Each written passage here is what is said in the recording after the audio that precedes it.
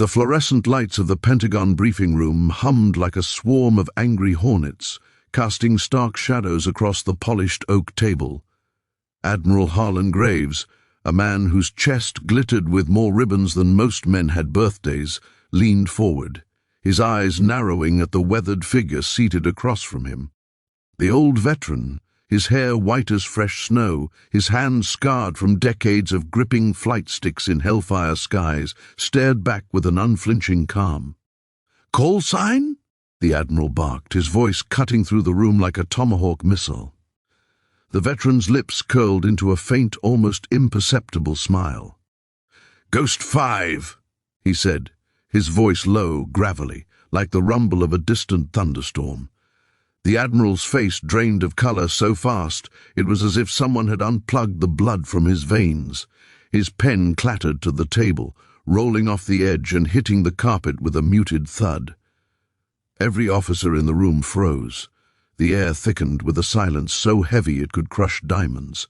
If you're feeling that chill crawling up your spine already, hit that subscribe button right now, because this story is about to take you places darker than a blackout over Baghdad. The year was 1991, but for Captain Jack Ghost 5 Callahan, time had folded in on itself like a black hole. He sat in the cockpit of his F-4 Phantom, the Persian Gulf a black mirror beneath him, reflecting the inferno of burning oil fields that Saddam's retreating army had torched in a final act of spite. Jack's HUD glowed green, painting targets in ghostly silhouettes. His wingman, Lieutenant Danny Preacher Malone, crackled over the comms, his voice tight with the kind of fear that only comes when you're 22, and staring down SAM sights that could turn you into a fireball before you could blink. "Ghost, we've got 4 bandits inbound. MEG-29s, Angels 20, closing fast." Jack's response was ice. "Copy, Preacher. Break left on my mark. We're ghosts." "Tonight, they won't see us coming." He flipped the Phantom into a gut-wrenching dive, the G-forces slamming his organs against his spine. The MiGs never stood a chance.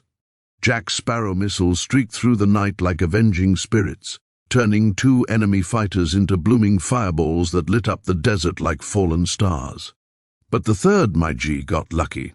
A heat-seeker locked onto Preacher's exhaust. Jack saw the flash, heard the scream cut short over the radio. Preacher's Phantom spiraled into the sand, a comet of death. Jack's hands trembled on the stick, not from fear but from a rage so pure it could power a city. Back at the carrier, the USS Midway, Jack stood on the flight deck as the sun bled out over the horizon. The deck crew gave him a wide berth, his eyes were hollow, his call sign now a curse whispered in the ready rooms. Ghost 5. The man who vanished into the night and came back alone. But Jack wasn't done. He filed a classified report that vanished into the black maw of naval intelligence. He requested a solo recon mission over a stretch of desert the brass had written off as low priority. They laughed. Jack didn't. 3 nights later, he launched under a moonless sky, his Phantom stripped of markings, running dark. His target, a hidden Scud site that Intel swore didn't exist. Jack found it, nestled in a wadi, camouflaged with netting and prayer rugs.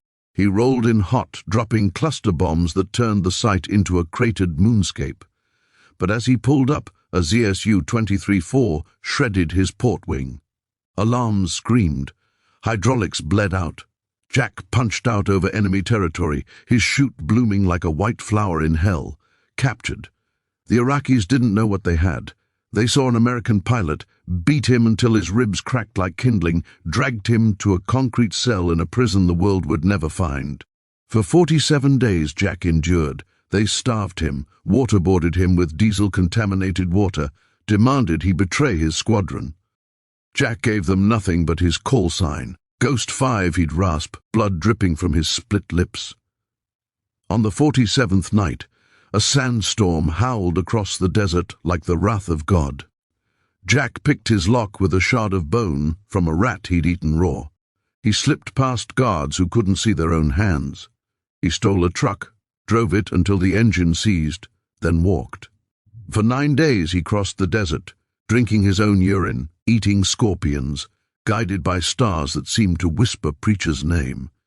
He crossed into Kuwait, collapsed at the feet of a Marine patrol who thought he was a corpse until he croaked, "Ghost 5, tell them Ghost 5 is coming home."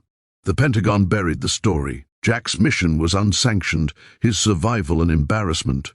They gave him a medal in a closed ceremony, then medically retired him with a pension that wouldn't buy a decent bottle of whiskey. Jack disappeared into the Montana wilderness, built a cabin with his own hands, and let the years carve deeper lines into his face. He never spoke of Ghost 5 again. Until 2025. Until Admiral Harlan Graves, then a young intelligence officer, sat across from him in that Pentagon briefing room tasked with debriefing retired assets for a new counter-terror initiative. Graves didn't recognize the man at first, just another ghost from a forgotten war.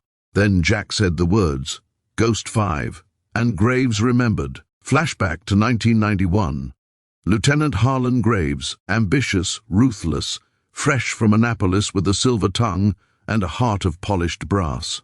He'd been the one who buried Jack's report, the one who told the brass the Scud site was a mirage, that Captain Callahan was chasing shadows. Why? Because exposing that site would have revealed a CIA black op running weapons to Iraqi dissidents who were supposed to be America's allies until they weren't. Graves had signed the order that left Jack to rot. He'd cashed in on the silence, climbing the ranks on the bones of men, like Preacher and Jack. Now, 34 years later, the ghost had come back. Graves tried to stand, his knees betraying him. "Captain Callahan." "I thought you were dead?" Jack finished, his voice a blade. "You made sure the world thought that, didn't you, Lieutenant?" The room erupted. Officers shouted for security. Jack didn't move. He reached into his jacket, slow, deliberate. Graves flinched, expecting a weapon. Instead, Jack pulled out a faded photograph, him and Preacher, arms slung around each other on the Midway's deck, grinning like kids who thought they'd live forever. "You remember this kid?" Jack asked, voice cracking for the first time. "You remember telling his mother he died a hero while you covered your ass?" Graves couldn't speak. The photo trembled in Jack's hand. The twist came like a hellfire through the window. Jack hadn't come alone. Behind him, the door opened. In walked a woman in her 60s, her eyes the same storm grey as Preacher's, his sister, Sarah Malone. She carried a flash drive. "Everything's on here," she said, voice steady as a sniper's breath. "Declassified files, emails, your signature, Admiral, the order to abandon the search for my brother's wingman." The room went feral, phones came out, cameras rolled, Graves lunged for the drive, but Jack was faster, decades of muscle memory kicking in. He pinned the Admiral's arm to the table with a grip that could crush steel. "You don't get to run this time," Jack growled. The fallout was biblical. Within hours, the story exploded across X, Reddit, every news outlet from Fox to CNN. #Ghost5 trended worldwide. Veterans shared their own buried stories. Congress launched an investigation. Graves was stripped of his stars in a ceremony that felt more like a public execution. Jack didn't watch. He was on a flight back to Montana, the photograph tucked in his pocket. Sarah sat beside him. "He'd be proud of you," she said. Jack stared out the window at the clouds, whispering, "He's been with me every step." But the final twist? As Jack's plane touched down in Bozeman, his phone buzzed. A text from an unknown number. A single line, "Ghost 5, we need you, the desert's burning again."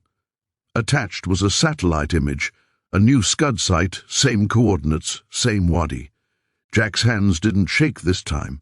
He smiled, the kind of smile that belongs to men who've already died once and have nothing left to lose. He texted back, "Wheels up in 6 hours." The screen fades to black. The cabin in Montana sits silent under a blanket of snow. But in the distance, a phantom's afterburner roars to life, a ghost rising from the grave. And somewhere, in a Pentagon office now stripped of its stars, Harlan Graves stares at a bottle of bourbon and sees Preacher's face in every swallow. From which part of the country are you watching this video? Drop it in the comments. I read every single one. And if this story hit you in the soul, smash that like button, share it with a veteran, and subscribe for more stories that honor the ghosts who keep us free. This is your channel. This is our story. See you in the next one.